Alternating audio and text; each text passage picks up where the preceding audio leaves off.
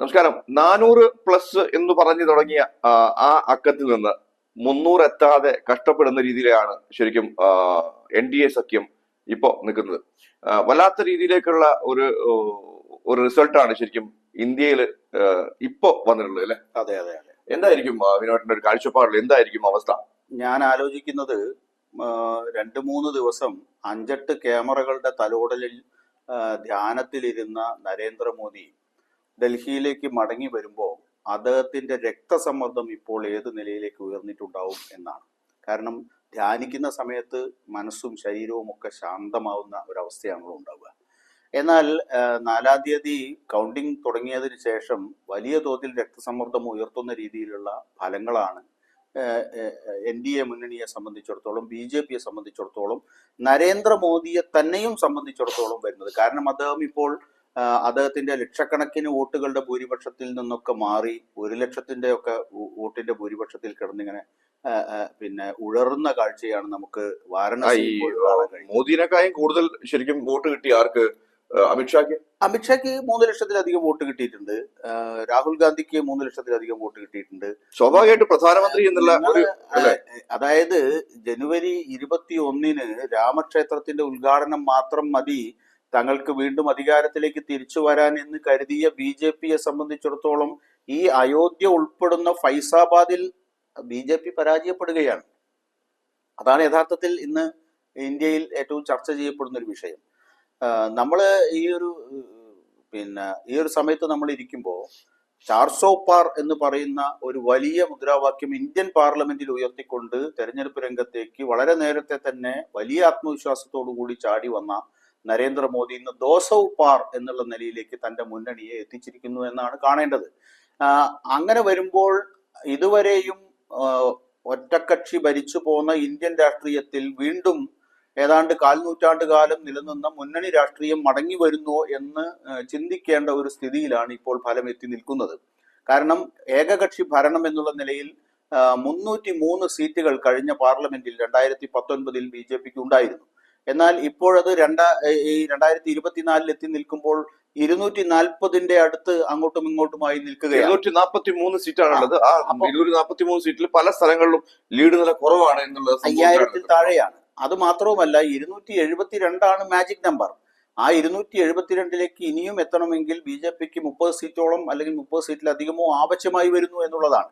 അപ്പൊ സ്വാഭാവികമായും എനിക്ക് ഏറ്റവും കൗതുകം തോന്നിയ ഒരു കാര്യം, ഈ അവസ്ഥ നേരത്തെ മനസ്സിലാക്കിയത് BJP തന്നെയാണ്, അതല്ലെങ്കിൽ നരേന്ദ്രമോദിയോ അമിത്ഷായോ തന്നെയാണ് എന്നാണ് ഞാൻ ഇപ്പോൾ കരുതുന്നത്. എന്താണ് അങ്ങനെ അതിന്റെ ഉത്തരം എന്താന്ന് വെച്ചാൽ, ഈ തെരഞ്ഞെടുപ്പ് മുന്നോട്ട് പോകുന്ന ഒരു ഘട്ടം അവർ മനസ്സിലാക്കിയപ്പോഴാണ് ഒടുവിൽ തങ്ങളിൽ നിന്ന് മുമ്പേ വിട്ടുപോയ ചന്ദ്രബാബു നായിഡുവിനെ, അദ്ദേഹത്തിന്റെ TDP എന്ന പാർട്ടിയെ വീണ്ടും NDAയിലേക്ക് മടക്കി കൊണ്ടുവരുന്നത്.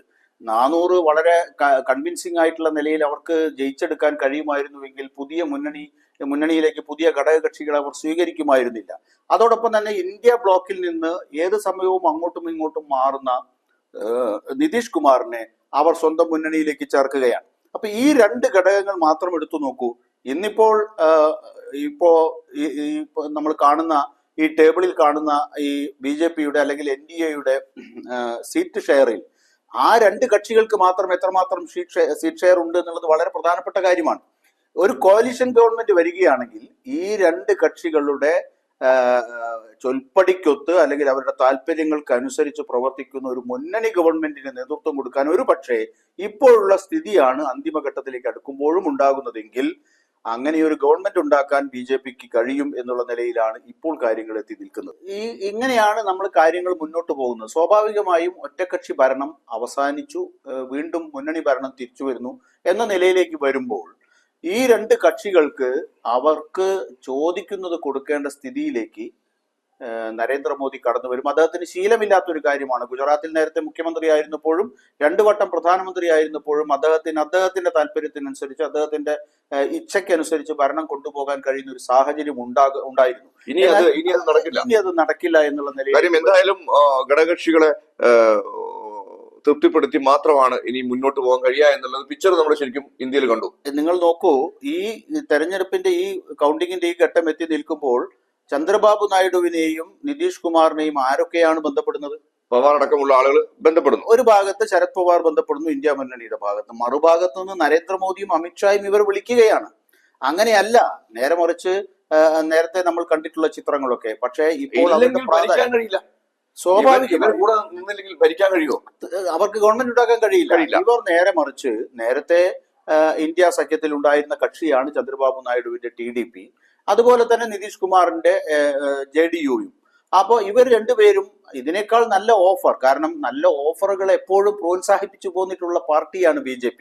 അതിനൊരു തിരിച്ചടി ഒരുപക്ഷെ ഈ തവണ ലഭിച്ചിട്ടുണ്ടെങ്കിൽ അത് കാലത്തിന്റെ ഒരു കാവ്യനീതി കൂടിയാകും. കാരണം തെരഞ്ഞെടുക്കപ്പെട്ട ഗവൺമെന്റുകളെ പണം കൊടുത്തും മറ്റ് ഭീഷണിപ്പെടുത്തിയും ഒക്കെ പൊളിച്ച് ജനാധിപത്യ പ്രക്രിയയെ തന്നെ തടസ്സപ്പെടുത്തിക്കൊണ്ടൊക്കെ അധികാരം നിലനിർത്തുകയും അധികാരത്തിൽ അഭിനമിക്കുകയും ഒക്കെ ചെയ്തു പോന്നിട്ടുള്ള ആളുകളാണ്. അപ്പൊ അതുകൊണ്ട് തന്നെ അതേപോലെ ഒരു തിരിച്ചടി കൊടുക്കാൻ ചന്ദ്രബാബു നായിഡു അങ്ങനെ കരുതിക്കൂടുന്നില്ല. കാരണം അദ്ദേഹം നേരത്തെ NDAയിലായിരുന്നു, NDA വിട്ടു പോകുന്ന ആളാണ്. ചന്ദ്രബാബു നായിഡു ഒക്കെ ശരിക്കും ഈ ഇന്ത്യ സഖ്യത്തിലേക്ക് വരുമ്പോൾ യാതൊരുവിധ മടിയും കാണിക്കേണ്ട ആവശ്യമില്ല. കാര്യം ആ കോൺഗ്രസിൽ നിന്ന് കോൺഗ്രസിന് സപ്പോർട്ട് കൊടുത്ത സ്ഥിതിക്ക് ഒന്ന് തിരിച്ചു വന്ന ആളുകളൊക്കെ. അല്ല, ചന്ദ്രബാബു നായിഡുവിനെ സംബന്ധിച്ചിടത്തോളം അദ്ദേഹം ഒരു പ്രാദേശിക രാഷ്ട്രീയ കക്ഷിയാണ്, ആന്ധ്രയിൽ മാത്രം ഒതുങ്ങി നിൽക്കുന്ന ഒരു കക്ഷി.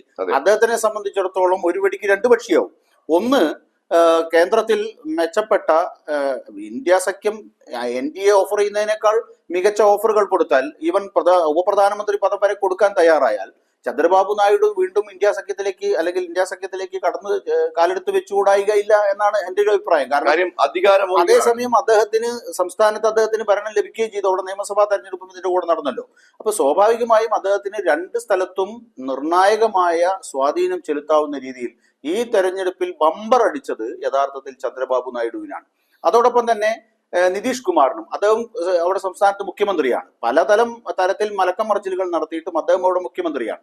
അദ്ദേഹത്തിനും ഇമ്പോർട്ടന്റ് റോള്, വളരെ നിർണായകമായ പദവികൾ കേന്ദ്ര ഗവൺമെന്റിൽ ലഭിക്കുന്ന സാഹചര്യമുണ്ട്. അതിൽ ഈ രണ്ട് മുന്നണികളുടെ ഓഫർ ഏതായിരിക്കും എന്നതാണ് അവർ ചർച്ച ചെയ്യുന്ന വിഷയം. കാരണം അവരെ സംബന്ധിച്ചിടത്തോളം BJP ആവട്ടെ, കോൺഗ്രസ് ആവട്ടെ, അല്ലെങ്കിൽ ഇന്ത്യ സഖ്യമാകട്ടെ, അവർക്ക് ഈ രണ്ട് മുന്നണികളിലും ചേരുന്നതിന് അവർ സൈദ്ധാന്തികമായോ ആശയപരമായോ ആദർശപരമായോ ഒരു പ്രതിസന്ധി നേരിടുന്ന കൂട്ടരല്ല എന്ന് നമ്മൾ ഇപ്പോൾ മനസ്സിലാക്കണം.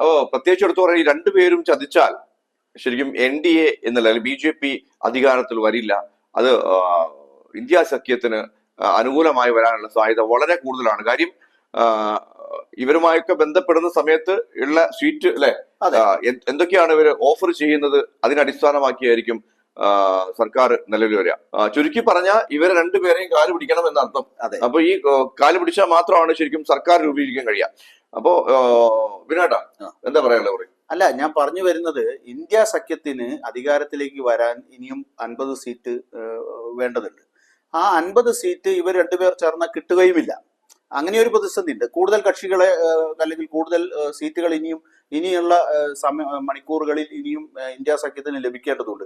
അതല്ലെങ്കിൽ അതേഴ്സ് എന്നുള്ള രീതിയിൽ ഏതാണ്ട് 20ഓളം സീറ്റുകൾ, 19 സീറ്റുകൾ ഇപ്പോൾ അതേഴ്സിന്റെ ഭാഗത്ത് നിന്നുണ്ട്.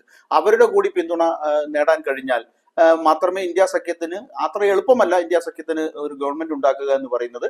എന്തായാലും പക്ഷെ ഇവർ രണ്ടുപേരും കാല് മാറാൻ തയ്യാറായാൽ മറ്റുള്ള ആളുകൾ യോജിക്കും. തീർച്ചയായിട്ടും അങ്ങനെ ഒരു ട്രെൻഡ് വന്നുകൂടായികയും ഇല്ല.